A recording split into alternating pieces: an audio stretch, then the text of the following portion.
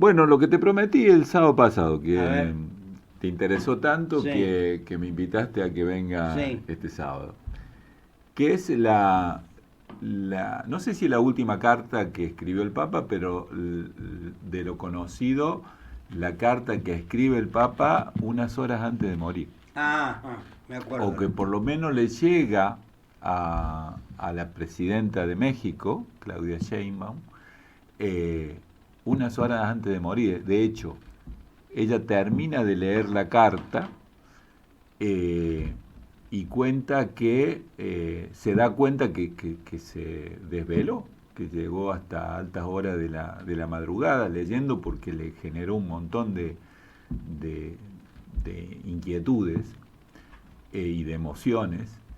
Eh, bueno, se acuesta un par de horas, se levanta para ducharse Ella temprano. ya estaba en la presidencia, ¿no? No, no, esto es el día que muere el Papa, o El sea, día que muere, sí, estaba distraído. y cuando se levanta para ducharse, para hacer las mañaneras, que hace a las 7 de la mañana, todas las mañanas con periodistas, como hacía Ambo, ¿no? Vamos. Este, la secretaria, que viene a darle el parte de lo que tiene ese día, le comunica que acaba de morir Francisco, con lo cual lo de la carta cobra mucha Más más potencia. potencia. Eh, y bueno, te hago el contexto de la carta. Ella se sorprende mucho porque ella no es católica, ella es descendiente de judíos. Por otro lado, es agnóstica. Sabes que es una científica, Sí, o sí, sea, sí. no es una política profesional, es una científica. Y en la rama del ambientalismo, creo, ¿no? No, no, no. O las duras.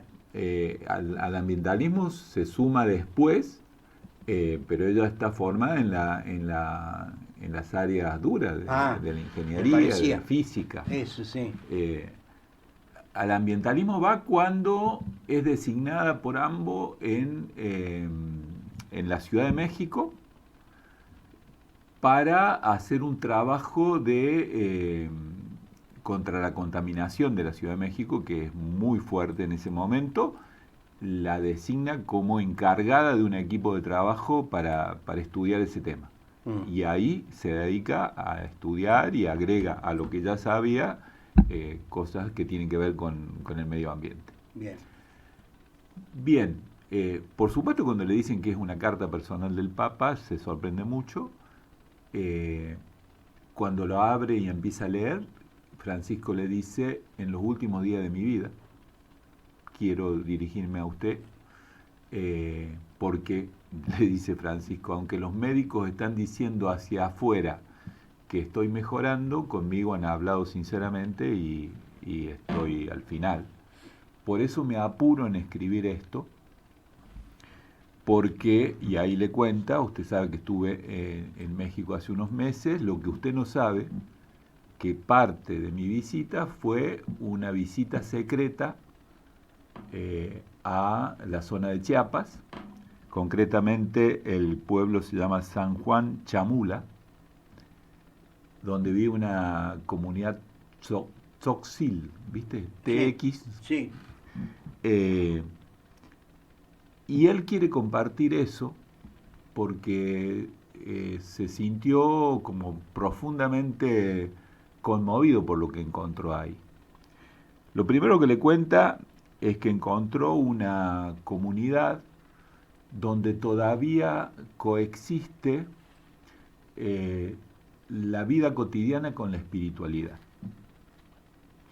que está regida por un elemento político, una especie de consejo político, pero fundamentalmente por un consejo de sabios que trabajan en coordinación, eh, que se manejan con un autogobierno muy eficaz eh, en base a asambleas comunitarias y que sobre todo se dio cuenta, porque le fueron contando y incluso presenció un hecho de cómo van resolviendo los conflictos en base al diálogo abierto y sincero. Dice que él presenció un conflicto sobre tierras muy antiguo, que se resolvió en un día y una noche, donde dialogaron sin parar hasta que no se pusieron de acuerdo.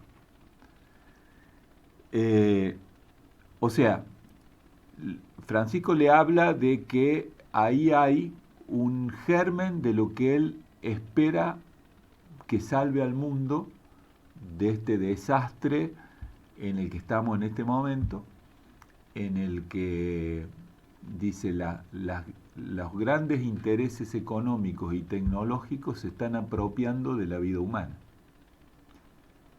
Y él apuesta, y dice que en su papado apostó todo el tiempo, a que la humanidad logre generar los antídotos y poder recuperarse de esta especie de apocalipsis. Ahora, además de eso, que quizá Claudia más o menos conocía, de cómo se manejan las comunidades originarias, lo que Francisco le cuenta en esa carta, y que es lo que hace que tenga tanta urgencia en que ella conozca esto, es que lo llevaron como parte de la visita a una cueva en el centro de la selva lacandona, un lugar de muy difícil acceso. Dice que tuvieron que prepararlo a él, que ya era un señor mayor, para poder llegar a ese lugar.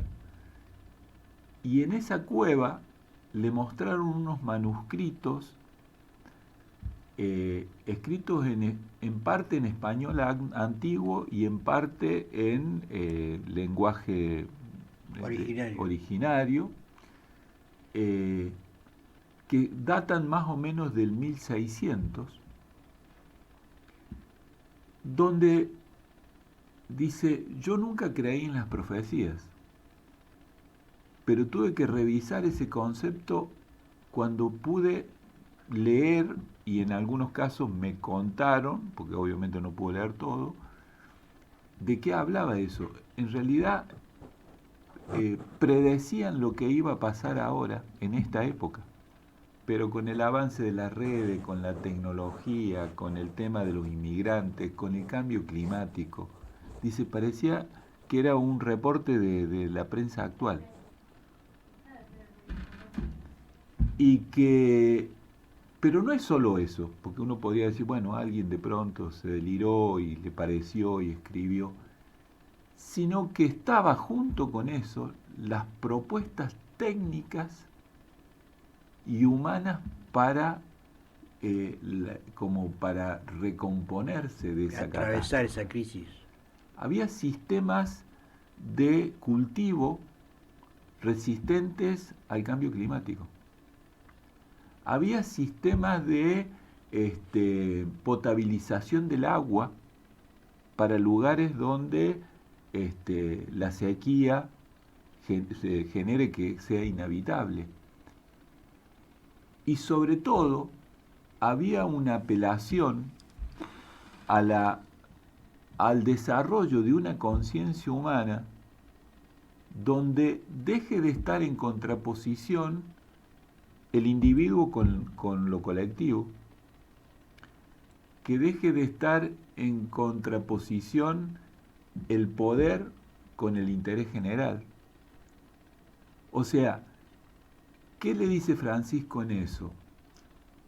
Dice, yo vengo trabajando desde el comienzo de mi papado, tratando de ayornar a la Iglesia para que se convierta en una adalid de la recuperación de la humanidad.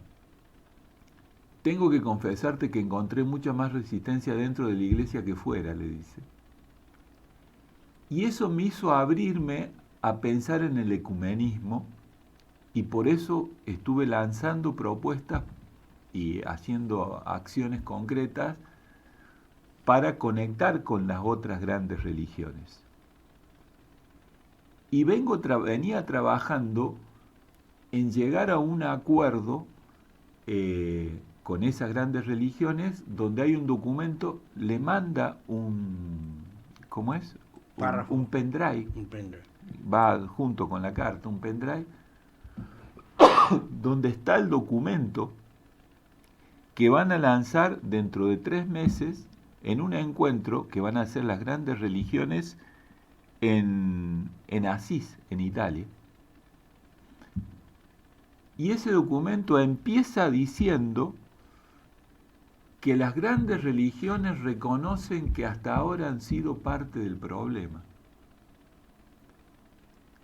que han sido a veces utilizadas y a veces han sido cómplices de guerras donde incluyeron el tema de lo espiritual, de fanatismos donde ellos terminaron siendo parte del problema.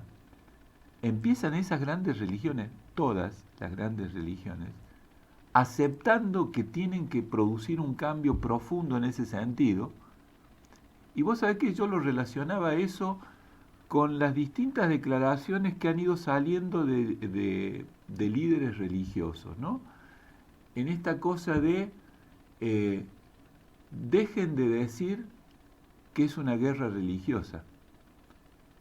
Las guerras no son religiosas, las guerras son por intereses económicos. Eso lo dijo el Papa un tiempo antes de morir, y también lo ha dicho un imán importante, y también se lo he escuchado al Dalai Lama, por ejemplo, ¿no? Como que han estado hablando de este tema.